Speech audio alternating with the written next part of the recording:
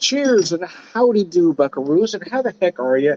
So, about a month ago, my wife and I visited a few wineries around the Clinton, Missouri area. We went just a little bit north to the Peculiar Winery in Peculiar, Missouri, and we each picked up a couple. But I found this one interesting. It was called Dirtbag Cherry, a chocolate cherry whiskey. And at the time I bought it, the whole intention for this particular wine. Let me show you that bottle was to put it in a cocktail. I thought I had more. Actually, I thought I had more of this whiskey left than I did. I had 2 ounces left, so I used the last 2 ounces of this Moony's chocolate cherry whiskey.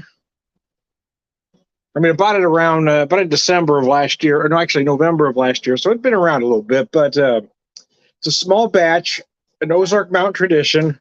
It's an 80 proof whiskey. It's very good, and it does. You do feel the chocolate cherry notes. So, but I wanted to add the some ice back on my knee. Get the ice back on the knee, Tom. I wanted to, so I did 2 ounces of the whiskey, 2 ounces of the wine.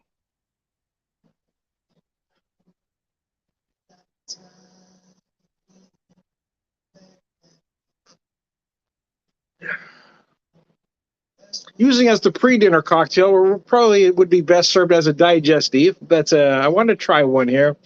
Decide if I need to get more chocolate cherry whiskey or not.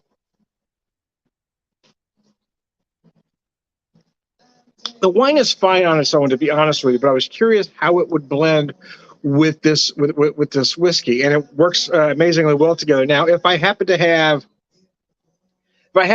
had, I should say, some Hershey syrup or some Bosco. Bosco would really be better, in my opinion. I would have kind of lined the glass or just put a little squiggle along the glass there, mostly for appearances, but I didn't have it, so I wanted to work with what I had. You got some dark cherry in the bottom there. I was going to use my bourbon cherries. I didn't realize I was out, so I was out of them. What I have are some sour cherries that I bought. That I drained the juice out and then added cream sherry back into them. So they've been sitting in this cream sherry about 3-4 months now. So that's probably adding a little bit of flavor to this as well.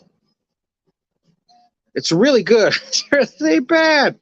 Yeah, you never know till you try, right? And I kind of like to play around with classic cocktails. But even when I get creative like this, you'll notice. I mean, I do like to keep it simple. I don't like 50 ingredient cocktails. They just don't make sense to me. There's no reason why you should need. Quite frankly, there's no reason why you should ever need more than 4 ingredients in a cocktail. If you do, you're trying too hard. Again, here I've got the two. Got the whiskey, the wine, and the cherries. That's all that's in this thing. It doesn't need anything else. Now, if you want to add something, hey, man, that's up to you.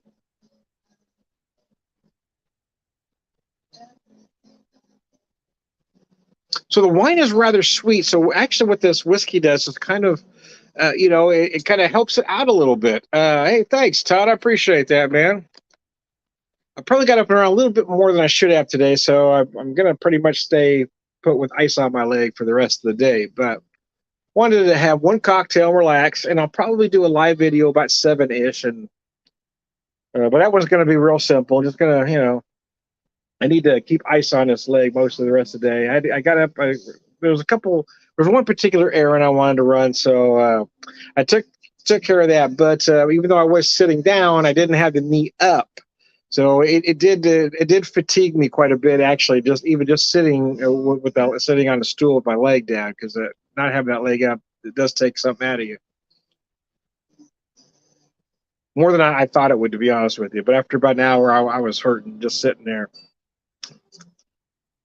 The second I got home, my wife got the ice pack out and got it on my leg right away. Yeah, so again, the whiskey is rather sweet, right? So the wine is rather sweet. So the whiskey really helps balance that sweetness a little bit. Then again, if you're not necessarily a whiskey person, that wine adds a little bit of sweetness to it. Again, they both balance each other out here. Yeah, thanks, man. I appreciate that. Yeah, we're taking it easy this evening, my wife and I. We're just doing baked potatoes for dinner. Very simple dinner. just kind of relax. So they're very large, big. So they're very large, but yeah, we're just that's it. Just a tater, just one big tater, and in the works, right? We've got butter, we got sour cream, we got cheese, we got chives, we got bacon.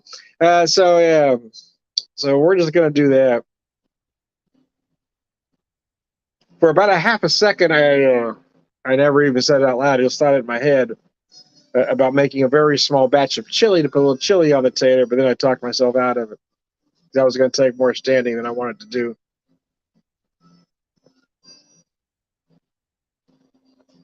Uh, God, that's nice. That really is a nice cocktail. Yeah, this would be the perfect after dinner cocktail, the perfect digestive, if you will, a dessert cocktail. Really is, yeah. And again, you can fancy it up if you want to. I do. It's kind of what I do. I like to do stripped down versions of things. I'm not. You know, I think a lot of people put a way more time and energy into garnish. I don't really care. So like I said, if I had the Bosco, I might have used it, but you don't necessarily need it because you've got all the flavors you want already.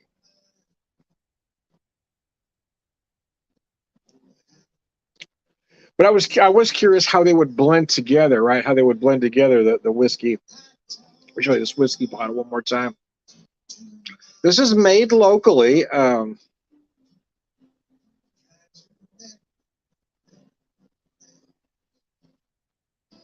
Produced and bottled. It says Missouri Spirits House, but Missouri Spirits House is no more. They were bought out by Tiaki Da, so they're actually distilled by them.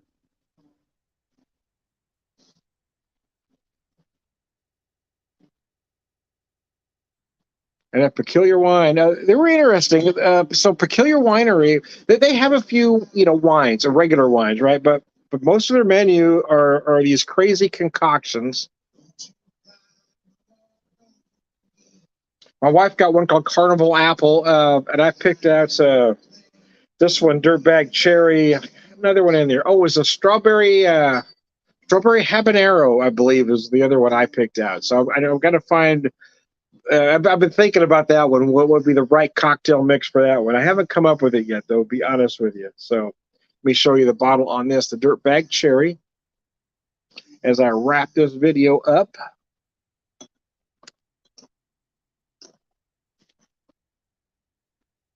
If you can hear the music, I probably don't have it loud enough. It got turned down on me, but it's loud enough for me to hear here. I just don't know if it translates here. I've got to. So I recently bought a disc from local artist Burrick Hill. His new disc called "Songs Like Arrows." So it's just a great kind of folk slash Americana singer, I guess, artist.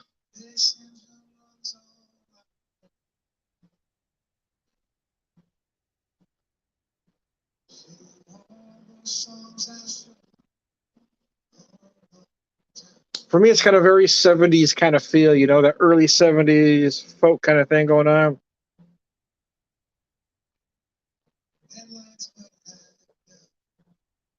But he's good. The kid is very good, man. Anyways, I digress. I am Tom, the Whiskey Whisperer, Whiskey Evangelist, whiskey drinker, pervert wisdom, man.